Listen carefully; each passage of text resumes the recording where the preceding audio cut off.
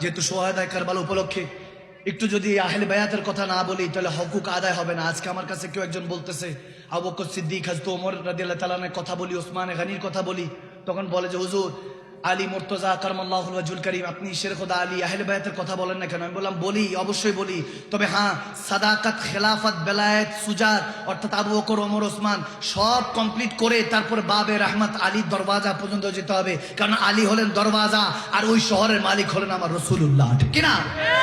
আমি জন্য বললাম আলী পর্যন্ত পৌঁছাবার আগে আবু বকর থেকে সত্যতা শিখে নাও, ওমর থেকে আদালত খেলাফত শিখে নাও, ওসমান থেকে আদব সুজাত শিখে নাও, এরপর আলীর কাছে যাও, দরজা খুলে দিবে, রহমাতুল্লিল আলামিন শহরে অপেক্ষা করছে তোমার জন্য, ঠিক কি না?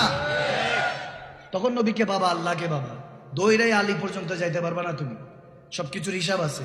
একজন হলো বাহারওয়ালা আর একজন হলো ঘরওয়ালা। আলী হলেন ঘরওয়ালা, এদিকে আবু বকর, ওমর, ওসমান ওনারা হলেন বাহারওয়ালা।